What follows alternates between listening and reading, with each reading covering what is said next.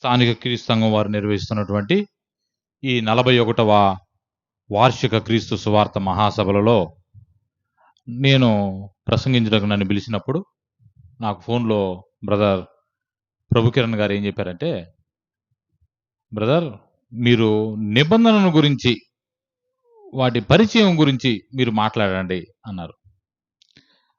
నిబంధన పరిచయము అనేటువంటిది ఈ పరిశుద్ధ గ్రంథంలో ఉన్నటువంటి అన్నిటి గురించి మాట్లాడటానికి అర్హత ఉంటుంది. దాంట్లో అన్నీ ఉన్నాయి అందులో. ఆ నిబంధనలో ఎందుకు ఈ నిబంధన చేయటం జరిగింది, ఈ పరిశుద్ధ గ్రంథంలో 2 నిబంధనలు ఎందుకు రాశారు, ఆ 2 నిబంధనలు ఎవరికి సంబంధించినవి, ఈ విషయాలు అది చదువుతున్నప్పుడు అందరికి కూడా ఆసక్తికరంగానే ఉంటుంది. కొత్తగా పుస్తకం ఈ బైబిల్ని కొనుక్కున్నటువంటి వారు చదువుతున్నప్పుడేమో అనుకుంటుంటారు, అబ్బో ఇంత పెద్ద బైబిల్ ఎన్ని రోజులు చదువుతామండి, దీంట్లో ఉన్నటువంటి విషయాల్ని ఎప్పటికీ అధ్యయనం చేసుకుంటాం అనుకుంటూ ఉంటారు. చదువుతున్నటువంటి వాళ్ళేమో అర్థం కాక కొంత తికమక పడుతున్నటువంటి వాళ్ళు ఉంటారు. కొంత పండితుల దగ్గర, బాగా ఉపన్యాసకుల దగ్గర ఈ పరిశుద్ధ గ్రంథాన్ని బాగా అధ్యయనం చేసి పరిశీలన చేసి అధ్యయనం చేసిన వాళ్ళ దగ్గర కూర్చున్నటువంటి వాళ్ళకేమో కొంత తేలిగ్గా అనిపిస్తుంది, చాలా తేలిగ్గా అనిపిస్తుంది. ఏది ఏమైనప్పటికీ కూడా ఆత్మ సంబంధమైనటువంటి నడిపింపు ఉన్నటువంటి వారికి మాత్రమే ఈ పరిశుద్ధ గ్రంథం అర్థమవుతుంది తప్ప మిగిలినటువంటి ఎవ్వరికీ అర్థం కాదు, ముమ్మాటికి అర్థం కాదు. ఎందుకంటే ఈ పరిశుద్ధ గ్రంథం మీరు అనుకున్నటువంటి విధంగా ఏదో మార్కెట్లో దొరుకుతున్నటువంటి ఒక పుస్తకాన్ని తీసి చదువుకున్నటువంటి ఒక మనిషి యొక్క ఆలోచనతో పుట్టినటువంటి మాటలు అయితే కావు ఇవి. దేవుడు మానవుని ఇరువురి మధ్య సంభాషణ, వారిరువురి మధ్య సహవాసము ఏ విధంగా నడిపింపబడాలో అన్నటువంటిది ఆత్మ సంబంధమైనటువంటి విషయాలే రాయబడి ఉన్నాయి. కాబట్టి నువ్వు ఎప్పుడైనా ఆత్మ సంబంధిగా ఆలోచిస్తేనే ఈ పరిశుద్ధ గ్రంథంలో ఉన్నటువంటి లేఖనాలు అర్థమవుతాయి తప్ప అంత ఆషామాషిగా అర్థమైనటువంటి విషయం అయితే కాదు. ఒకవేళ చదివినా నీకు భౌతిక సంబంధమైనటువంటి విషయాలు అర్థమవుతాయి తప్ప ఆత్మ సంబంధమైనటువంటి విషయాలు ముమ్మాటికి అర్థం కాదు. ఈ మొదటి నిబంధన అంటే ఈ పాత నిబంధన గ్రంథం, ఈ పరిశుద్ధ గ్రంథంలో మీరు తీసినప్పుడు పాత నిబంధన అని ఒకటి రాసి ఉంటుంది. అందులో అనేకమైనటువంటి పుస్తకాలు ఉన్నాయి. అవి ఎన్ని ఉన్నాయో ఇక్కడ కూర్చున్నటువంటి వాళ్ళకి, చదివినటువంటి వాళ్ళకి చాలా మంది తెలుసు. మీకు ఎవరికైనా తెలుసుంటే ఒకసారి చెప్పండి. ఎన్నమ్మా? పాత నిబంధన 26, 39, మరి క్రొత్త నిబంధన 27. ఆ 2 కలిపితే మొత్తం 66 పుస్తకాలు ఈ పరిశుద్ధ గ్రంథంలో రాయబడి. ఈ 66 పుస్తకాలు కూడా వేరు వేరు ప్రాంతాల్లో వేరు వేరు వ్యక్తులు వాళ్ళకి సంబంధించినటువంటి జ్ఞానాన్ని బట్టి పరిశుద్ధాత్మ ప్రేరేపితులై వాళ్ళు రాశారే తప్ప అందరూ ఒక దగ్గర కూర్చొని రాసినటువంటిది అయితే కాదు. ఆ విషయం మనందరికీ తెలుసు. ఇది రాయటానికి కూడా చాలా సమయం అయితే పట్టింది. అది ఎట్లాంటి సమయం అయితే కాదు. భూమి సృష్టింపబడి దాంట్లో నరులు ఏర్పరచబడి వాళ్ళ ఉత్పత్తి పెరిగి అంతా అయిపోయిన తర్వాత ఒక 2500 సంవత్సరాల తర్వాత అసలు పూర్వం జరిగినటువంటి చరిత్రకి ఏమాత్రం సంబంధం లేనటువంటి వ్యక్తితో మొదటి 5 కాండాలు రాయించినటువంటి సంఘటన కూడా మనం ఈ పరిశుద్ధ గ్రంథంలోనే తెలుసుకుంటాం. అసలు ఏమీ తెలియనటువంటి వ్యక్తితో పరిశుద్ధాత్ముడి ద్వారా రాయించబడ్డది. రాసింది ఎవరు? 5 కాండాలు మోషేకి మాత్రమే తెలుసు ఆ విషయాలు, మిగిలినటువంటి వ్యక్తులకి తెలియదు. అంటే మోషే ఆదామును చూశాడా, మోషే ఆదాము జరిగినటువంటి సంఘటనలో ఉన్నాడా అంటే అతనికి ఏమీ తెలియదు. ఇదంతా ఆత్మ సంబంధమైనటువంటి విషయాలు కాబట్టి ఆత్మ సంబంధమైనటువంటి వారికి మాత్రమే అర్థమవుతాయి. ఇక్కడ కూర్చున్నటువంటి వాళ్ళల్లో ఇప్పుడు ఈ క్షణం ఎవరైతే ఆత్మ సంబంధంగా ఆలోచించాలి అన్నటువంటి హృదయంతో, అటువంటి ఆలోచనతో ఉంటారో వారికే నేను చెప్పేటువంటి విషయాలు కూడా అర్థమవుతాయి. మిగిలినటువంటి వారికి ఎట్లా ఉంటుందంటే వెర్రితనముగానే ఉంటుంది.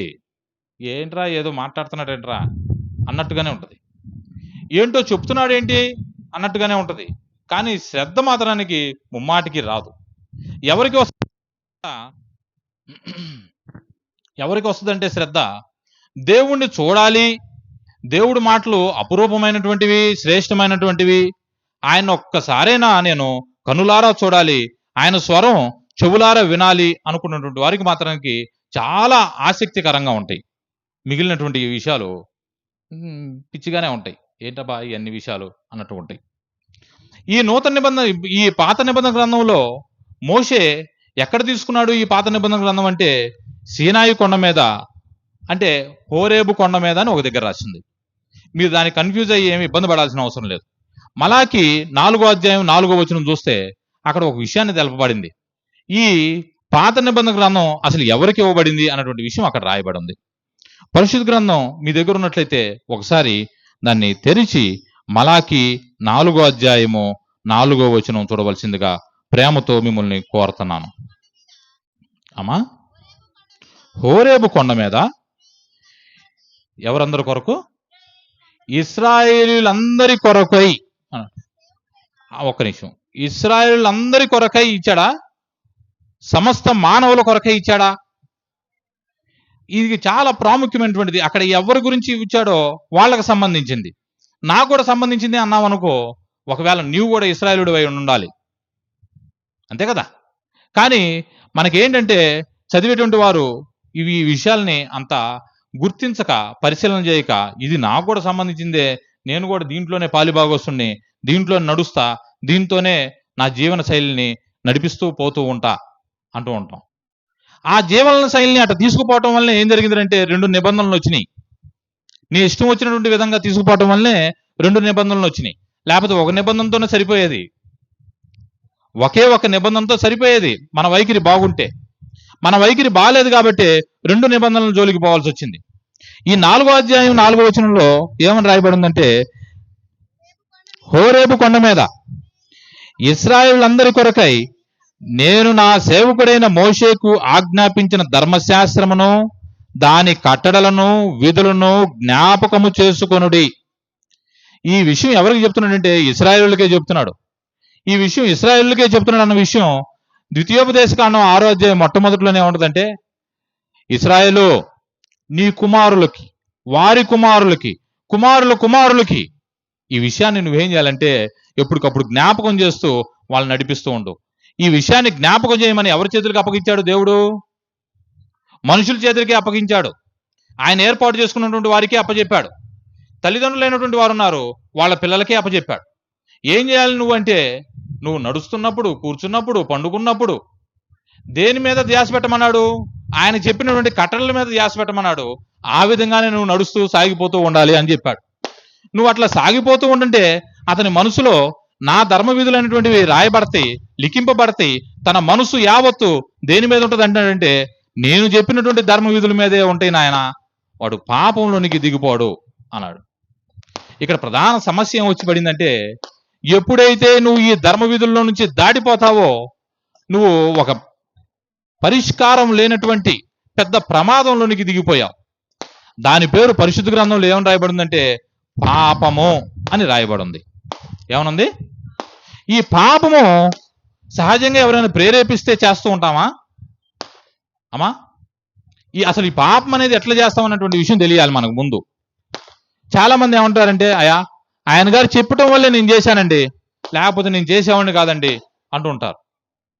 అసలు పాపము అన్నటువంటి విషయం ఎప్పుడు చేస్తూ ఉంటాం? ఎవరైనా ప్రేరేపిస్తున్నప్పుడు మన హృదయంలో అనిపించి మనందరూ మనం పోయి చేస్తూ ఉంటామా? లేకపోతే మనమందరూ మనమే మన దురాశను బట్టి మనం చేస్తుంటామా అమ్మా? ఎవరు చెప్పకపోయినా మనందరూ మనమే చేస్తుంటామా?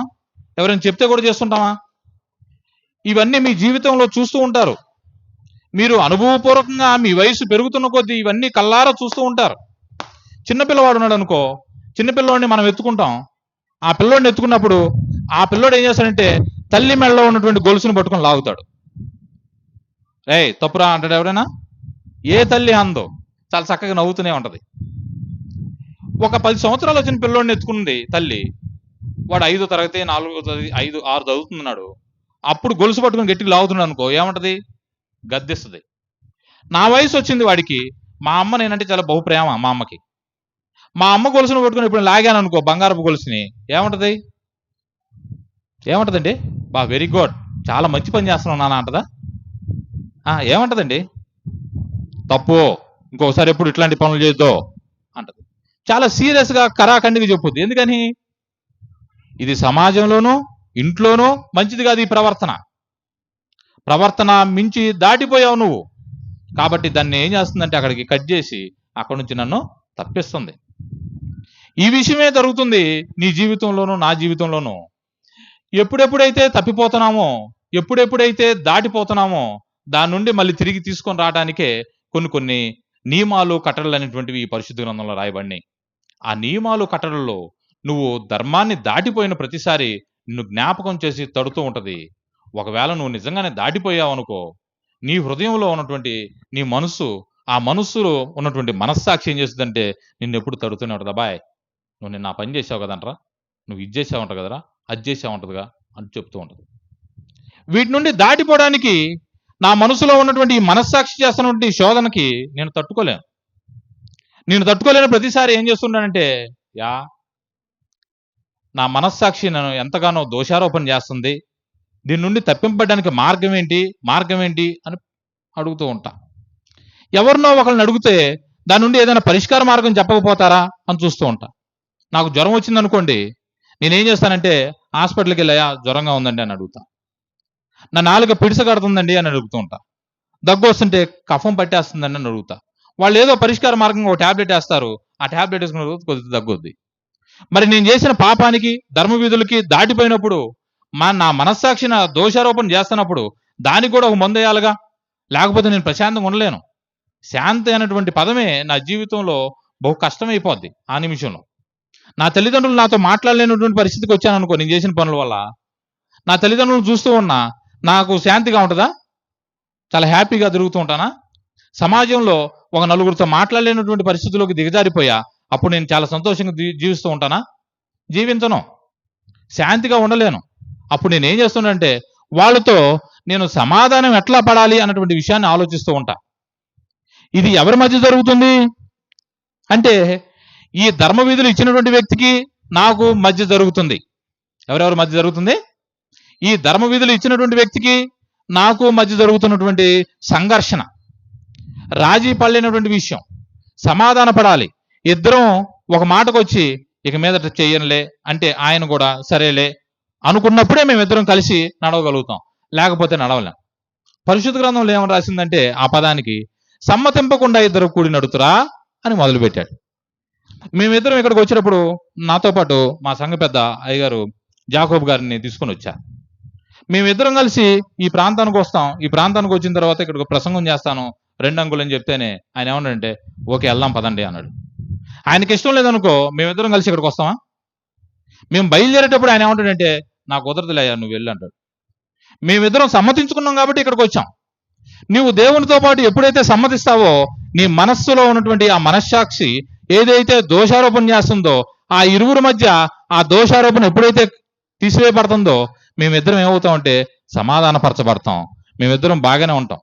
మేమిద్దరం బాగానే ఉన్నప్పుడు బాగానే సంచరిస్తాం, బాగానే జీవిస్తాం, బాగానే సాగిపోతూ ఉంటుంది మా జీవితం. ఎప్పుడైతే ఈ సమాధానం లేకపోయిందో, ఈ జీవితానికి దోషారోపణ ఎప్పుడైతే చేస్తుందో, శాంతి ఎప్పుడైతే లేదో, నేను ప్రశాంతంగా ఉండలేను. నేను ప్రశాంతంగా ఉండటం తర్వాత సంగతి, ఆ వ్యక్తిని చూస్తున్న ప్రతిసారే ఏంటయ్యా ఇది, నేను తట్టుకోలేకపోతున్నా అన్నటువంటి ఆ స్థితి నాలో అట్లాగే ఉంటుంది. నాకేదైనా కావాల్సి వచ్చినప్పుడు నేను ఇంకెవరిని అడుగుతా? ఆయన తప్ప నాకు ఇంకెవరున్నారు? మానవులకి దేవుడు తప్ప ఇంకొకళ్ళు ఎవరున్నారు? ఏదైనా కావాలని అడిగితే ఆయన ఏమి ఇవ్వడు, నేనేమో పొందలేను. నేను ఎట్లా జీవించగలుగుతా ఈ భూమి మీద? ఇటువంటి స్థితిలో ఇంకొక నిబంధన ఇవ్వటం జరిగింది. ఏమైంది? ఇప్పటికేమో ఒక నిబంధన జరిగింది, ఆ ధర్మ విధులని పాటించమని, చెప్పమని, వాటిని నడిపించమని మనుషులకే అప్పచెప్పాడు దేవుడు. అదంతా పాత నిబంధన గ్రంథం. ఆ నిబంధనని పాటించినటువంటి తల్లిదండ్రులు, వాళ్ళు చెప్పినటువంటి పిల్లలు, వాళ్ళు ఎదుగుదల, ఇవన్నీ మనందరం చూస్తూనే ఉన్నాం. కానీ శాంతి అనేది మాత్రం రాలేదు. వీటన్నిటిని చూసిన దేవుడు ఇంకొక విధంగా ఇంకొక నిబంధన ఇవ్వడానికి ఇంకొక ఆస్కారాన్ని తీసుకున్నాడు. దాన్నే నూతన నిబంధన అన్నారు. దాన్ని ఏమన్నారు? నూతన నిబంధన. ఈ నూతన నిబంధనలైనా మనకి శాంతి వచ్చుద్దా అంటే, అది ప్రవర్తించిన ప్రవర్తన బట్టే శాంతి వచ్చుద్ది తప్ప, నువ్వు ప్రవర్తించే ప్రవర్తన విరుద్ధంగా ఉందనుకో, దేవునికి తిరుగుబాటుతనంగానే ఉందనుకో, అప్పుడు కూడా శాంతి రావటం అసంభవమే. ఈ నూతన నిబంధనలో కూడా నీకు కొన్ని వెసులుబాటు ఇవ్వడం జరిగింది. ఏం వెసులుబాటు తెలుసా? ఇంతకుముందు నేను గొలుసు లాగినప్పుడు మా అమ్మ తప్పు నాయనా అని మాత్రమే అంది. అంత మాత్రాన మర్చిపోయిందా? మర్చిపోదు. ఇంకెప్పుడైనా నిద్రపోతున్నప్పుడు ఏం చేస్తారంటే చాలా జాగ్రత్తగా ఏదైనా చేస్తాడేమో నా కొడుకు అని ఈ గొలుసును తీసి లోపల దాచిపెట్టు, బెరువాలో పెట్టి తాళం వేస్తా. ఎందుకని? నేను చేసిన సంఘటన ఆమెకు జ్ఞాపకం ఉంది కాబట్టి ఒకరోజు ఏదైనా చేస్తాడేమో నా కుమారుడు అన్నటువంటిది ఉంది. ఈ నూతన నిబంధనలో ఏం జరిగిందంటే, ఇంతకు ముందు చేసిన సంఘటనలు నేను మర్చిపోతా, నేను జ్ఞాపకం తెచ్చుకోను, మర్చిపోతా అని చెప్పలా, నేను జ్ఞాపకం తెచ్చుకోను. ఇక ఇంతటితో మన ఇద్దరం ఆ విషయాన్ని అంతటితో ఆపేద్దాం, ఇక ఇక్కడి నుంచి మన ఇద్దరం సాగిపోదాం అని చెప్పాడు దేవుడు. ఈ విషయాన్ని ఎక్కడ చెప్పాడంటే నూతన నిబంధనలో చెప్పాడు. ఈ నూతన నిబంధనలో చెప్పినటువంటి ఈ విషయాల్ని మనం ఎక్కడెక్కడైతే నేర్చుకుంటూ ఉంటామో అవి ఎక్కడ రాయబడి అంటే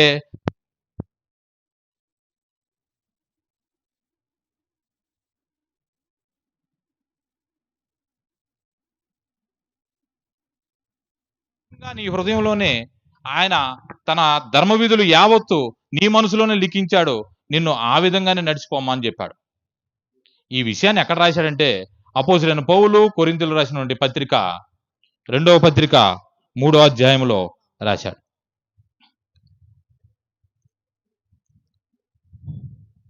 అపోస్తలుడైన పౌలు కొరింథీయులకు రాసినటువంటి 2వ పత్రిక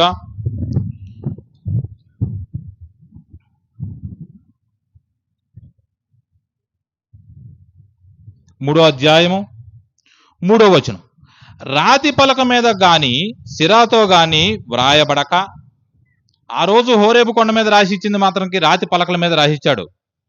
ఆ రాతి పలకల మీద 10 ఆజ్ఞలు రాసిస్తే వాటన్నిటిని తీసుకొని వచ్చారు బయటికి, వాటిని చదివి వినిపించాడు, మనందరం కూడా విన్నాం, దాన్ని పాటించినటువంటి వాళ్ళు ఉన్నారు. అయితే మనం అంటే మనం కాదు, ఇక్కడ ఇశ్రాయేలు పాటించింది, కానీ కొంతమంది పాటించలా. కానీ ఇప్పుడు పరిస్థితి మాత్రానికి ఎట్లా ఉందంటే, రాతి పలక మీద గాని సిరాతో గాని వ్రాయబడక మెత్తని హృదయములను పలకల మీద జీవము గల దేవుని ఆత్మతో మా పరిచర్య మూలముగా వ్రాయబడిన క్రీస్తు పత్రిక అయి ఉన్నారని మీకు తేట పరచబడుచున్నారు. ఇవాళ మీ మీద రాయబడినటువంటి పత్రిక ఏదైనా ఉందంటే అది మీ మెత్తటి హృదయముల మీదే రాయబడి ఉంది. అది ఏమని రాయబడి ఉందో తెలుసా? నిన్ను వలే నీ పొరుగు వాడిని ప్రేమించుము అని రాయబడి ఉంది. నీ హృదయం మీద ఏమని రాయబడి ఉంది తెలుసా? నీ దేవుడైనటువంటి యెహోవాను నీ పూర్ణ హృదయంతోను, నీ పూర్ణ ఆత్మతోను, నీ పూర్ణ శక్తితోను, నీ పూర్ణ బలముతోను అన్న. ఇక్కడ ఒక్కొక్క పదం ఎందుకు ఉపయోగించాడు అన్నటువంటి విషయాన్ని కూడా ఆలోచించాలి. నీ పూర్ణ హృదయము అంటాడు, నీ పూర్ణ మనసు అంటాడు, నీ పూర్ణ బలము అంటాడు, నీ పూర్ణ శక్తి అంటాడు. ఈ 4 పదాలు వేరువేరు పదాలే. ఈ ధర్మ విధులు యావత్తు ఎక్కడ రాశాడు అంటే హృదయంలో రాశాడు. మనసును చూసారా? ఈ మనసుని మనం ఏమంటాం అంటే మైండ్ అంటాం, హృదయాన్ని ఏమంటాం అంటే హార్ట్ అయ్యా అంటాం. అంటే మనం అనుకున్నట్టుగా ఈ హార్ట్ అయితే హార్ట్ కాదు, మనసు అనగానే మైండ్ అంటే ఈ మైండ్ కాదు. ఇవి అంతా కూడా అంతర్భాగంగా అంతరేంద్రియముల్లో నిర్మింపబడిన అవయవాలు. ఇవన్నీ కూడా నేను ముందే చెప్పా, ఇవన్నీ కూడా ఆత్మ సంబంధమైనటువంటి అవయవాల గురించి ఆలోచించేటువంటి వారికి మాత్రమే అర్థమవుతాయి. అంత ఆషామాషిగా అర్థమైనటువంటి విషయాలు కావు. ఎవరికి ఆషామాషి అయినటువంటి విషయాలు, చాలా చిన్న చిన్న విషయాలు చెప్తూ ఉంటాం. అంటే నాయీను గ్రామంలో ఒక విధవరాలు ఉంది. ఆ విధవరాలకు ఒకే ఒక కొడుకున్నాడు. ఆమె చనిపోయాడు, ఆ పిల్లవాడు చనిపోయాడు. అటువైపు పోతున్నటువంటి యేసేవు ఆ పాడిని ముట్టాడు, ఆ బిడ్డ లెగిసింది అనగానే కొంతమంది ఏంటంటే చాలా సంతోషపడుతూ ఉంటారు, హల్లెలూయా అంటూ ఉంటారు, స్తోత్రం అంటారు. అది అంతవరకే.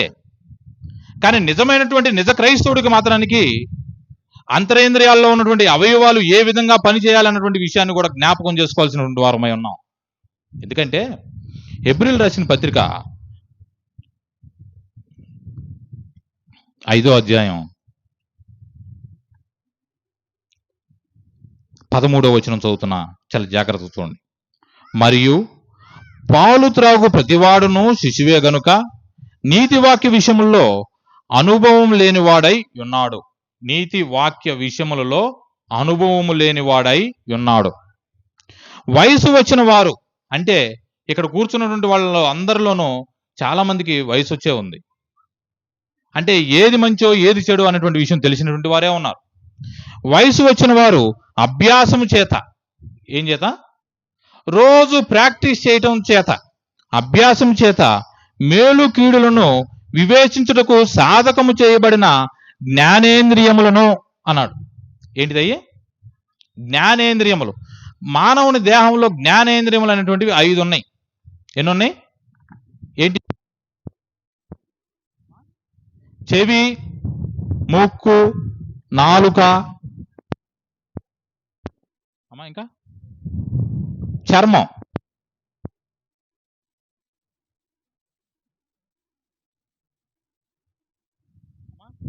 కన్ను, నయనం. సర్వేంద్రియానం నయనం ప్రధానం అంటుంటారు. ఇది సంస్కృత పదబంధంలో ఆ మాట అంటుంటారు.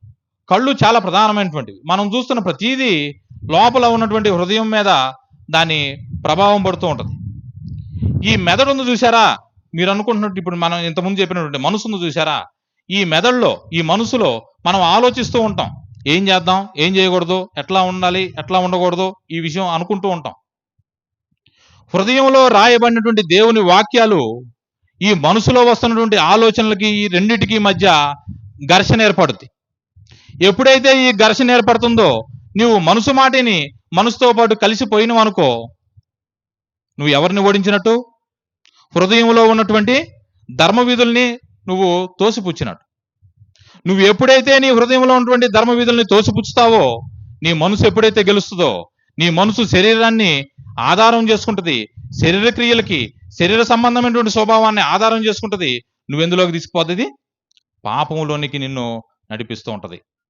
ఇంత సంఘటన మానవ జీవితంలో జరుగుతుంటే మనం అందరం ఏం చేస్తున్నామంటే సాదాసీదా జీవితాలు జీవిస్తూ, మామూలేనండి, దేవుణ్ణి నమ్ముకుంటే చాలండి, ప్రభుని యేసుక్రీస్తుని నోటితో ఒప్పుకుంటే చాలండి, అంతటితో ఉంటే చాలండి, ఇంతటితో ఉంటే చాలండి అని నువ్వేం చేసావంటే నీకు ఇచ్చినటువంటి సమయం అంతా కూడా వ్యర్థం చేస్తున్నావు. చేయాల్సిన పని ఏంటంటే నువ్వు అభ్యాసం చేయాల్సినటువంటి పని ఉంది. అభ్యాసం దేంతో చేయాలి తెలుసా? జ్ఞానేంద్రియములతో చేయాలి. ఇంత సాధన నువ్వు ఎక్కడ చేయాలి? ఇంత సాధన నువ్వు ఎప్పుడు చేస్తూ ఉండాలి? ఏదో సువార్త సభలు జరుగుతున్నప్పుడు చేస్తూ ఉంటావా? ఎప్పుడు చేస్తుంటావు ఇంత సాధన? ప్రతిరోజు చేస్తూ ఉంటావు. ప్రతిరోజు చేస్తున్నారు నిజంగానే? ప్రతిరోజు చేస్తూనే ఉంటావు. ఇంకెప్పుడు చేస్తుండాలి?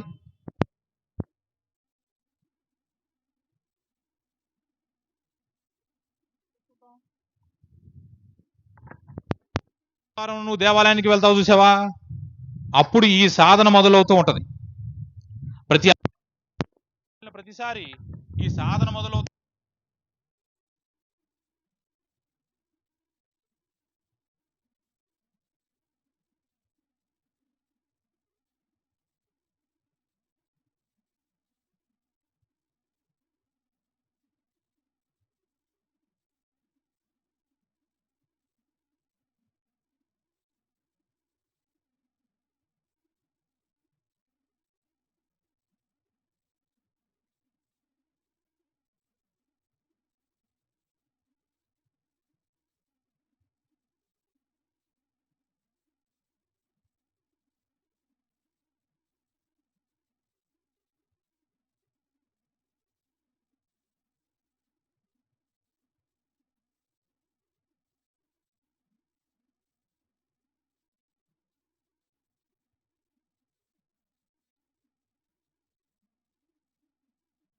మొదటి పత్రిక 11వ అధ్యాయము 1వ వచనం, నేను క్రీస్తును పోలి నడుచుకొనుచున్న ప్రకారము మీరును నన్ను పోలి నడుచుకొనుడి. యేసుక్రీస్తు ఏ విధంగా పోలి నడుచుకున్నాడు అన్నటువంటి విషయం తెలియాలి. నేను ఇంతకుముందు ఒక విషయాన్ని చెప్పాను. అసలు పాపం ఎవరైనా ప్రేరేపిస్తే చేస్తామా, లేకపోతే మనమే చేస్తామా? మనకి ఏదైనా దురాశ కలగటం వల్ల చేస్తామా? ఈ పరిశుద్ధ గ్రంథం ఏం చెప్పింది అసలు పాపం గురించి అన్న విషయాన్ని మాత్రం నేర్చుకోవాల్సినటువంటి వారమై ఉన్నాం. ఎందుకంటే ఈ 2 నిబంధనల్లోనూ ఈ పాపానికి సంబంధించిన విషయమే. ఈ పాపం చేయటం వల్ల ఈ గొడవంతా, నువ్వు ప్రవర్తించిన ప్రవర్తన వల్లనే ఈ గొడవంతా. అసలు పాపం ఎవరైనా ప్రేరేపిస్తే చేస్తామా, మనంతరం మనమే చేస్తామా అని ఇందాక నుంచి అదే పదాన్ని ఉచ్చరిస్తూ ఉన్నా. మీరు ఎప్పుడైనా పాపం చేశారా? ఏంటండి ఎవరు మాట్లాడలా? మీరు ఎప్పుడైనా పాపం చేశారా? రవికిరణ్ గారు, మీరు ఎప్పుడైనా పాపం చేశారా? సీను గారు, మీరు కూడా? అందరం పాపం చేశాం, దాంట్లో మినహాయింపే లేదు. ఇన్ని మాటలు చెప్తున్నా, నేను కూడా పాపం చేశా. నేను పాపం చేయలేదు అని అన్నానంటే నేను మొట్టమొదటిగా ఎవరిని అబద్ధకుని చేస్తున్నానంటే దేవుణ్ణే అబద్ధకుని చేసి, అసలు నువ్వు తప్పయా నువ్వు చెప్పే మాటలన్నీ అంటున్నా. నేను పాపం చేశా, కానీ చేసిన విధానం తెలుసుకున్నా. చేసిన విధానం తెలుసుకున్నప్పుడు ఎప్పుడెప్పుడు పాపం చేస్తున్నానో చూసా, దాన్ని రెక్టిఫై చేశా, దాన్ని మార్పు చేశా. ఇక పాపం చేసే సమయం వచ్చినప్పుడల్లా నేను దాని నుండి తప్పించుకోవటం నేర్చుకున్నా. ఇవాళ నేను చేయాల్సిన పని కూడా ఇదే. ఎప్పుడెప్పుడు నువ్వు పాపం చేస్తున్నావో తెలుసుకొని దాని నుండి తప్పింపబడుతుంటే చాలు, అంతటితో నువ్వు పాపానికి దూరం అయిపోతావు. పరిశుద్ధ గ్రంథం దానికి మార్గాన్ని చెప్పింది. ఏమని చెప్పిందంటే, యాకోబు రాసినటువంటి పత్రిక 1వ అధ్యాయం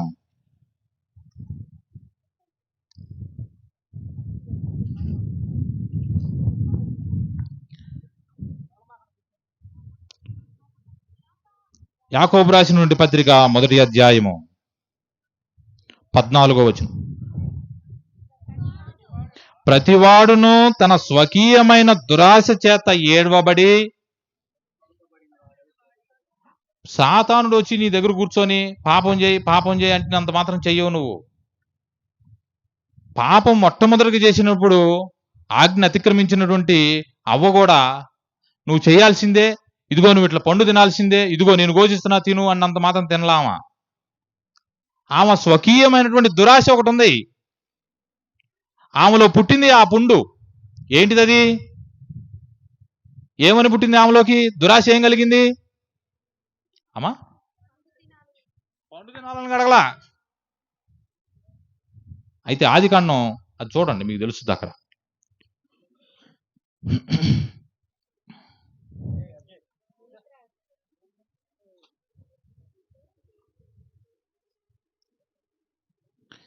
ఆదికాండం 3వ అధ్యాయము మొదటి నుంచి చదువుతున్నా. చాలా జాగ్రత్త చూడండి, ప్రతి పదాన్ని చాలా జాగ్రత్తగా పరిశీలన చేయండి. దేవుడని యెహోవా చేసిన సమస్త భూజంతువుల్లో సర్పము యుక్తి గలదై ఉండెను. అది స్త్రీతో, ఇది నిజమా? ఈ తోట చెట్లలో దేని ఫలమునైనను మీరు తినకూడదని దేవుడు చెప్పినా అని అడిగాను. అందుకు స్త్రీ, ఈ తోట చెట్ల ఫలమును మేము తినవచ్చును, అయితే తోట మధ్యనున్న చెట్టు ఫలములను గురించి దేవుడు మీరు చావకున్నట్లు వాటిని తినకూడదని వాటిని ముట్టకూడదని చెప్పినని సర్పముతో అనెను. అందుకు సర్పము, మీరు చావనే చావరు, ఎలయనగా మీరు వాటిని తిను దినమున మీ కన్నులు తెరవబడననియు మీరు మంచి చెట్లను ఎరిగి వారై దేవతల వలె యుందురనియు దేవునికి తెలియననియు స్త్రీతో చెప్పగా, ఏమని చెప్పింది? అసలు ఆమెలో కలిగినటువంటి దురాశ ఏంటంటే స్వకీయమైనటువంటి దురాశ. నేను కూడా దేవతలాగా అయిపోతా, నాకు ఆయన దగ్గర బానిసత్వం నాకు అనవసరం, నేను స్వతంత్రుణ్ణి. దేవుడు ఎంత స్వతంత్రుడో మానవుడు అంత స్వతంత్రుడు. మానవుని దేహంలో నింపబడినటువంటి ఆత్మ అంత స్వతంత్రమైనటువంటిది.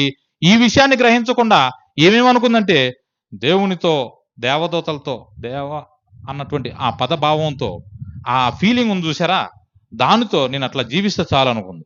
స్వకీయమైనటువంటి దురాశిది. ప్రభునండి యేసుక్రీస్తు సంఘటన కూడా చూద్దాం. యోహాను సువార్త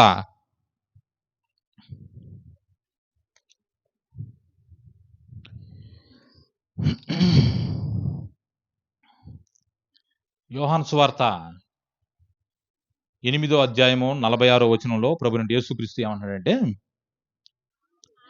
నా యందు పాపమున్నదని మీలో ఎవడు స్థాపించునో, అయా నాలో ఈ పాపం ఉందని ఎవడైనా స్థాపించగలడా అన్నాడు. అంటే యేసు ప్రభులో స్వకీయ దురాశ లేదనేగా అర్థం. అంతేనా కాదా? ఆయనలో పాపం ఉందని ఎవరైనా అన్నారనుకో, ఆయనలో ఏమున్నట్టు? స్వకీయమైనటువంటి దురాశ ఒకటి ఉన్నట్టు.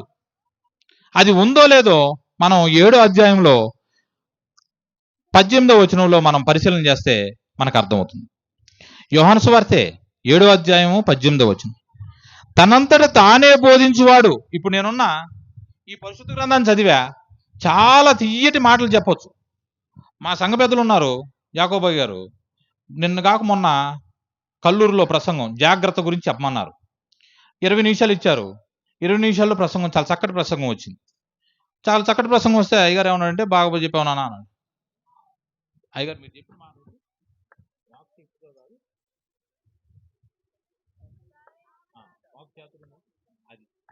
వాక్ చాతుర్యంతో కాదు, వాక్ శక్తితో మాట్లాడాలి నాయన అన్నాడు. వాక్ చాతుర్యంతో మాట్లాడే వాళ్ళు 100 మంది ఉన్నారు భూమి మీద. వాక్శక్తితోనే నువ్వు మాట్లాడాలి. అంటే మీకు ఒక ఉదాహరణ చెప్తా. వెస్లీ బ్లెస్లీ అని ఒక ఆమె ఉంది, అంతేనా? పేరు ఆమెది. మీరు ఉదయాన్నే అమ్మా ఏం పేరు ఆమెది? వెస్లీ బ్లెస్లీ ఏదో పేరు అమ్మ ఆమెది. ఆమె టీవీ పెట్టి చూస్తుంటారు, అందరి ఇళ్లలో ఇదే జరుగుతుంది. క్రీస్తు సంఘంలో ఉన్నటువంటి సంఘస్థులు కూడా వీళ్ళు కూడా ఇంటికి వెళ్ళిన తర్వాత దేవుని వాక్యం ఇంట్లో వినిపించబడాలి అని వీళ్ళు టీవీలు ఆన్ చేసి ఆమె చెప్పిన అన్ని వింటూ ఉంటారు. ఆమె చెప్పేది ఒకటి కూడా పరిశుద్ధ గ్రంథానికి సంబంధించింది కాదు. ఒక్కటి కూడా పరిశుద్ధ గ్రంథంలో ఇది ఉంది, దాన్ని పాటించనేది ఉండదు. ఆమె చెప్పేదంతా నేను ఎక్కడ తీసుకుపోతారంటే సరాసరి నేను నరకానికి తీసుకుపోయే మాటలే, దేవుడికి విరోధమైనటువంటి మాటలే, నీతో చేతులారా చేపించేటువంటి పాపపు మాటలే ఆమె చెప్పేవన్నీ. నేను స్వయంగా చెప్తా. ఆయనే కాదు, ప్రకాష్ గెంటెల అని ఇంకొక ప్రొఫెసర్ ఉన్నాడు, ఆయన కూడా ఇదే చేశాడు. ఒకానొక రోజు ఏం జరిగిందంటే, ఈ సంభాషణలో స్త్రీలు మాట్లాడొచ్చా అన్నారు. మీకు తెలియాలి కాబట్టి చెప్తున్నా ఈ విషయాలు.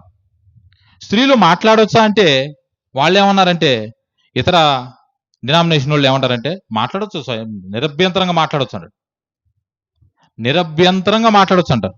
కానీ పరిశుద్ధ గ్రంథం ఏం చెప్పిందంటే స్త్రీ సంఘంలో మౌనంగా ఉండమని చెప్పింది. 2 నిబంధనల్లోనూ ఇదే ఉంది. నేను మళ్ళీ చెప్తున్నా ఆ విషయం. 2 నిబంధనల్లోనూ స్త్రీలు ఎట్లా ఉండాలంటే సంఘంలో పురుషులున్న దగ్గర మౌనంగానే ఉండమని చెప్పింది. దానికి గల కారణం కూడా చెప్పింది.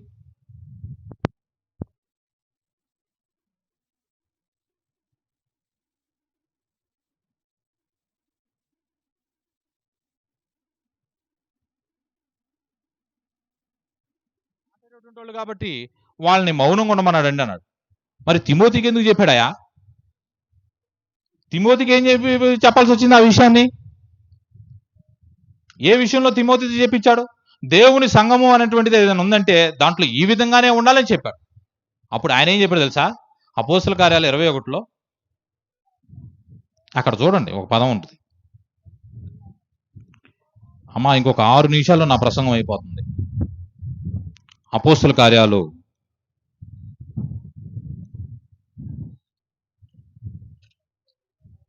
21వ అధ్యాయం 8వ వచనం. మరునాడు మేము బయలుదేరి కైసరికి వచ్చి 7గురిలోనొకడు సువార్తకుడునైన ఫిలిప్పు ఇంట ప్రవేశించి అతని యొద్ద ఉంటిమి. కన్యలుగా ఉన్న 4 కుమార్తెలు అతని కుండిరి. వారు ప్రవచించువారు. ఎవరాళ్ళు? బోధించువారు అని రాసిందా, ప్రవచించువారు అని రాసిందా? ఆయన ప్రొఫెసర్. ఆయన ఎవరు? ప్రొఫెసర్. ఆయన చెప్పిన మాట ఏంటి తెలుసా? వాళ్ళు 4 బోధించారండి అన్నాడు. ఇక్కడ ఏమని రాసింది? ప్రవచించుట. ప్రవచించుట అంటే రేపేం జరుగుద్దో ఇవాళ చెప్పడాన్ని ప్రవచించడం అంటారు. బోధించుట, ఉపదేశించుట అంటే ఈ సువార్థికులు చేసేది. ఇప్పుడు నేను చేసేది బోధించడం, ఉపదేశించడం. ఎట్లా ఉండండి, అట్లా ఉండండి అని. ప్రభువు యేసుక్రీస్తులో పాపం ఉందా లేదా అనేటువంటిది నేను బోధిస్తాను, ఇప్పుడు చూసి చూపిస్తున్నా. ప్రవచించడం కాదు. ఆ కన్యకలు చేసిన పని ఏంటంటే ప్రవచించుట. దీన్ని బేరీ చేసి చెప్పేశారు వాళ్ళు, స్త్రీలు మాట్లాడొచ్చు, చెయ్యొచ్చు అని. ఇప్పుడు మిమ్మల్ని ఎందులో తీసుకుపోద్ది స్త్రీలు? వాళ్ళు చెప్పిన మాటలకి మీరు ఉత్తేజితులై, నేను కూడా ప్రేరేపితున్నాయి, నేను చేయాలి చేయాలి చేయాలని నువ్వు వెళ్ళిపోయావు అనుకో, నువ్వు దేనికి వెళ్తున్నావు? స్వకీయమైనటువంటి దురాశ నిన్ను ఏడవబడింది. నువ్వు ఆ స్వకీయమైనటువంటి దురాశలో 4 నన్ను చూస్తారు, నన్ను మంచివాళ్ళు అనుకుంటారు, భక్తి పొర్రాళ్ళు అనుకుంటున్నావు. నువ్వు ఎందులోకి వెళ్ళిపోతున్నావు అంటే పాపములోనికి పోతున్నావు. ఎందులోకి వెళ్తున్నావు? యేసు ప్రభు దగ్గర ఏముందో చూద్దాం. యోహాను సువార్త 7వ అధ్యాయం 18వ వచనం. తనంతట తానే బోధించువాడు స్వకీయ మహిమను ఎదుకును గాని తను పంపిన వాణ్ణి మహిమను వెదుకువాడు సత్యవంతుడు, ఆయన యందు ఏ దుర్నీతియూ లేదు. ప్రభువు యేసుక్రీస్తు తను పంపినటువంటి తండ్రి మహిమను ఎదుగుతున్నాడే గాని నేను గొప్పోని అని చెప్పుకోవట్లా భూమి మీద. కానీ వీళ్ళు చేస్తున్నటువంటి పని ఏంటంటే నేను గొప్పోణ్ణి, నేను అట్లా చేశా, నేను ఎంత పరిశుద్ధుని, నేను ఎంత పవిత్రుణ్ణి అంటున్నాను. ఇదంతా దేనికి విరుద్ధమైనటువంటి జీవనశైలి అంటే ఈ నూతన నిబంధనకి విరుద్ధమైనటువంటి జీవనశైలి. ఈ నూతన నిబంధనలో నీకు ఇచ్చినటువంటి ఒకే ఒక వరం ఒకటి ఉంది, అది కృపావరం. అదేంటిది? కృపావరం. ఇవాళ మనందరికీ ప్రత్యక్షమైంది కృప. ఆ కృప బోధ చేస్తుంది. అపోస్తలుడైన పౌలు తీతుకు రాసినటువంటి పత్రిక, ఇదొకటి చెప్పి నేను ముగిస్తా. అపోస్తలుడైన పౌలు తీతుకు రాసినటువంటి పత్రిక 2వ అధ్యాయము 11వ వచనం. ఎలయనగా సమస్త మనుషులకు రక్షణకరమైన దేవుని కృప ప్రత్యక్షమై మనము భక్తిహీనతను ఇహలోక సంబంధమైన దురాశలను విసర్జించి శుభప్రదమైన నిరీక్షణ నిమిత్తము అనగా మహాదేవుడును మన రక్షకుడునైన యేసుక్రీస్తు మహిమ యొక్క ప్రత్యక్షత కొరకు ఎదురు చూచుచు ఈ లోకములో స్వస్థ బుద్ధితోనూ నీతితోనూ భక్తితోనూ బ్రతుకుచుండవలనని మనకు బోధించుచున్నది. ఏం చేస్తుంది? బోధించుచున్నది. ఇవాళ నీకు ఎవరు బోధిస్తున్నారంటే దేవుని యొక్క కృపావరం వలన నీ దగ్గరికి దేవుని సువార్త అనేటువంటిది రావటం జరుగుతుంది. ఈ కృపావరం నీ దగ్గరికి వస్తే ఇంకొక చిన్న సంఘటన కూడా జరుగుతుంది. హెబ్రీయులకు రాసిన పత్రిక 3వ అధ్యాయం 12వ వచనం చూడండి. సహోదరులారా, ఒక్క నిమిషం క్షమించండి. హెబ్రీయులకు రాసిన పత్రిక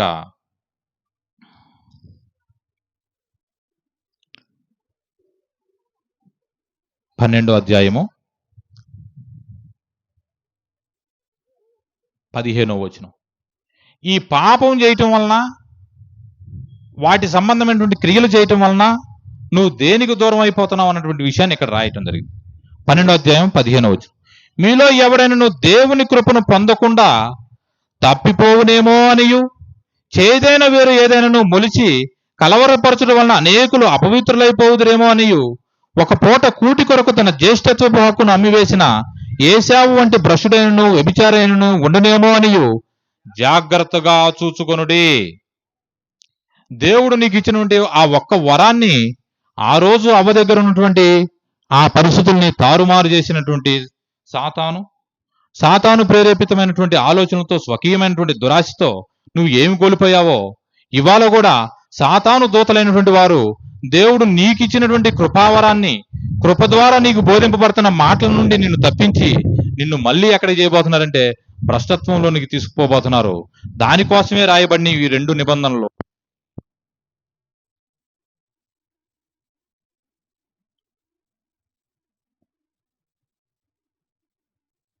దీని తర్వాత నీకు నిబంధనలు ఇంకేమీ ఉండవు. చివరగా మనం సదాకాలం ప్రభు నుండి యేసుక్రీస్తుతో పాటు దేవాది దేవుని సన్నిధిలో దేవునితో పాటు సదాకాలం జీవించడానికి వెళ్ళిపోతున్నాం. కాబట్టి నీకున్నటువంటి ఈ సమయంలోనే నువ్వేం చేయాలంటే ఈ క్రొత్త నిబంధనలో రాయబడినటువంటి నియమావళికి కట్టుబడి నీ జీవితాన్ని సరిచేసుకొని సాగిపోతూ ఉండాలి. ఎవరైతే ఉండకపోతే వారికి నువ్వేం చేయమన్నాడంటే ప్రభుని యేసుక్రీస్తు ఆరోహణుడై వెళ్ళిపోతూ మీరు సర్వలోకమునకు వెళ్ళి సర్వసృష్టికి సువార్తను ప్రకటించుడి, నమ్మి బాప్తిసం పొందిన వాడు రక్షింపబడును, నమ్మని వానికి శిక్ష విధింపబడును అని చెప్పి ఉన్నాడు. ఈ విషయాన్ని మీరు గుర్తుపెట్టుకోవాలని కోరుకుంటూ నేను మీ ముందు సెలవు తీసుకుంటున్నా. మీ అందరికీ నా నిండు వందనాలు.